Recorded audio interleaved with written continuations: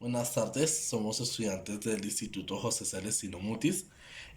Venimos a presentar las evidencias de normatividad. Nuestra docente es Ángela Sabogal, integrante Daniel Forero, Jair Arroyave, grupo 2A. Entonces empecemos. La normatividad. La normatividad es un conjunto de leyes o reglamentos que rigen conductas y procedimientos según los criterios y lineamientos de una institución o organización privada o estatal. Niños, ¿saben que existen varios tipos de normatividad? No, profe, no sabemos. Sí, niños, la normatividad jurídica son las disposiciones legales en forma de normas jurídicas establecidas por organismos normativos designados formalmente por el Estado. Sí, niños.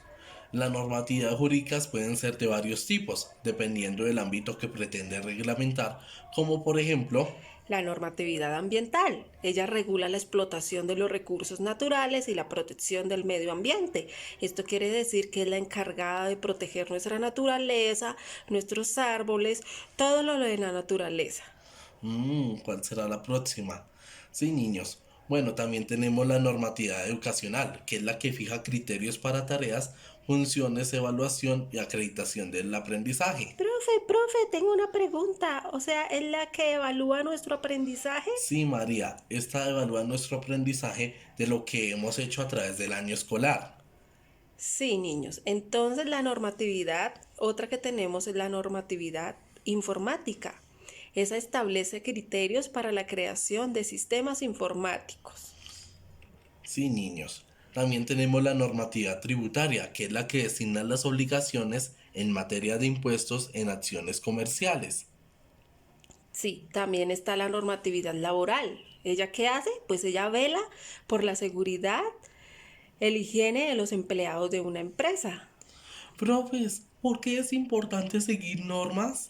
Niños, las normas sirven para controlar conductas que pueden ser destructivas para los demás y para mantener el bienestar de la población en general. Su importancia es clave tanto a nivel global como en un país concreto, hasta el nivel familiar y personal. Esto quiere decir que en todo lugar debemos cumplir nuestras normas. En nuestras casas, nuestros papitos nos ponen nuestras normas. Entonces las normas se hicieron para cumplirlas y obedecerlas. Muy bien, sí, niños, es verdad. También tenemos la normativa tributaria. También tenemos la normativa no jurídica, perdón. Es aquella que no es amparada por la ley, pero presentan sanciones informales por parte de la comunidad o sociedad. Este tipo de normatividad puede ser. La moral son aquellas que conducen los valores éticos, una sociedad y cultural, como por ejemplo no mentir. En nuestras casas nos ponen, digamos, el ejemplo de nuestros papás, no dicen no digamos mentiras. Entonces ahí están cumpliendo una normatividad, pues ética de nuestras casas. Bueno, también tenemos la normativa religiosa, que rigen por las creencias de un grupo religioso, como por ejemplo en la religión cristiana. Los niños deben de ser bautizados. También tenemos otra que es la técnica, que es la que se refiere a los lineamientos en los aspectos tecnológicos, como por ejemplo el uso de mayúsculas en un mensaje de texto indica exclamación. Sí, lo que el compañero dice es muy verdad. Bueno, les quiero hacer una pregunta. ¿Quién de ustedes son bautizados? Yo, profe, sí, yo. Sí, como se dan cuenta, entonces ahí sus papitos están cumpliendo con una norma religiosa, porque nos dice la iglesia que los niños deben ser bautizados, entonces están cumpliendo las normas. Es un ejemplo. Sí, niños, por eso es muy importante conocer sobre las normas y obedecerlas. Claro, también está la social, que abarca aquellas que regulan espacios sociales como por ejemplo la normatividad de una empresa, indica el horario de entrada y salida del trabajador. Eso quiere decir, digamos a sus papitos, todos sus papitos trabajan, ellos tienen una norma que tienen que entrar a tal hora a la empresa a trabajar y salir a y salir a tal hora. Por eso es muy importante cumplir las normas. Muy bien, profesora. Sí, ahora acá vamos a conocer las diferencias de norma y leyes, porque también existen leyes.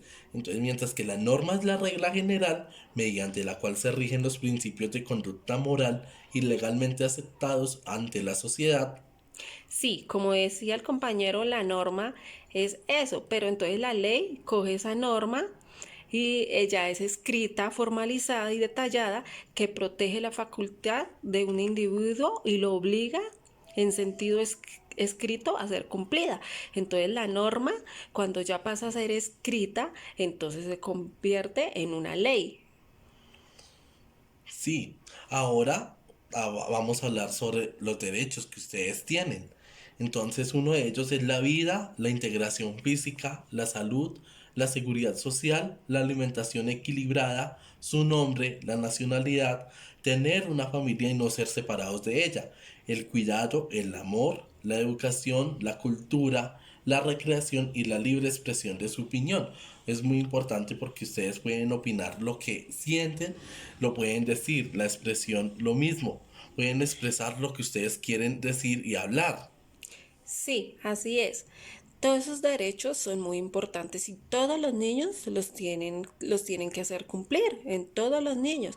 Pero ¿qué pasa cuando no hacen cumplir esos derechos? Pues se llama vulneración de derechos, que corresponde a cualquier transgresión a los derechos de niños y niñas y adolescentes establecidos en la Convención de los Derechos del Niño, la cual puede ser constitutiva de delito o no, dependiendo de nuestra legislación. Entonces, muy importante. Si Juanita tiene el derecho a estudiar, pues sus papitos tienen que ponerla a estudiar, no ponerla a trabajar, porque eso es un delito y le están vulnerando sus derechos. Muy bien, compañera. Sí, ahora hablando de derechos y leyes, vamos a hablar de la ley. Sigue la ley 115 de 1994. Sí, el objetivo de esta ley, bueno, es la educación, es un proceso de formación permanente, personal, cultural y social que se fundamenta en una concepción integral de la persona humana, de su dignidad, de sus derechos y de sus deberes. Correcto. También señala las normas generales para regular el servicio público en la educación. Claro, la comunidad educativa está conformada por estudiantes, educadores, padres de familia, egresados, directivos docentes y administradores escolares. Correcto. Entonces, niños, sus papitos también tienen un rol muy importante aquí, porque son los encargados de matricularlos en una institución educativa. Claro, niños, no se les olvide. También la sociedad debe fomentar y proteger y defender la educación como patrimonio social y cultural de toda la nación. Nosotros como sociedad, como padres, como niños, estamos en pleno derecho de hacer valer eso, de proteger y que se nos brinde una educación de buena calidad. Sí, ahora vamos a hablar de la ley de 1804 del 2016, que es la que presenta la iniciativa legislativa que tiene el propósito de establecer la política del Estado para el desarrollo integral de la primera infancia de cero a siempre, la cual sienta las bases conceptuales, técnicas y de gestión para garantizar el desarrollo integral en el marco de la doctrina de la protección integral. Sí, esa ley es muy importante. Pero, ¿qué es la estrategia de cero a siempre? De cero a siempre es la Estrategia Nacional de Atención Integral a la Primera Infancia, creada por el gobierno del presidente Juan Manuel Santos y cuya vocera está en cabeza de la señora María Clemencia Rodríguez de Santos, que es la esposa del presidente, que ella buscaba aunar los esfuerzos de los sectores públicos y privados, de las organizaciones de la sociedad civil y de la cooperación internacional en favor de la primera infancia en Colombia. Qué bien, qué interesante información. Ahora vamos a conocer el RIA. El RIA es la Ruta Integral de Atenciones, es un paquete de atenciones y servicios universales mínimos y diferenciados para garantizar la integralidad de la política y la articulación de las atenciones dirigidas a la primera infancia, es decir, niños de 0 a 5 años, a sus familias, cuidadores principales y agentes educativos. Muy importante conocer todo esto, compañero. Bueno, ahora vamos a hablar del Código de Infancia y Adolescencia, el cual tiene por objeto establecer normas sustantivas y procesales para la protección integral de los niños y niñas y adolescentes, garantizar el ejercicio de sus derechos y libertades consagrados en los instrumentos internacionales de derechos humanos en la Constitución política y en las leyes, así como su restablecimiento. Dicha garantía y protección será obligación de la familia, la sociedad y el Estado. Esto quiere decir que todos en conjunto debemos participar y debemos hacer valer este código de infancia y adolescencia, la familia, la sociedad y el Estado. Muy bien, compañera. Bueno, ahora vamos a hablar de los objetivos de la Ley 1098 del 2006. Entonces, la primera es asegurar las condiciones para el ejercicio de derechos de niños y niñas y adolescentes que les han sido reconocidos por la Constitución Política y por el bloque de constitucionalidad. La segunda es consagrar mecanismos que posibiliten la protección integral de esos derechos, al restablecer mecanismos que definen la corresponsabilidad de la familia, la sociedad y el Estado. Sí. ¿Y a quién va dirigida esa ley? Pues les cuento.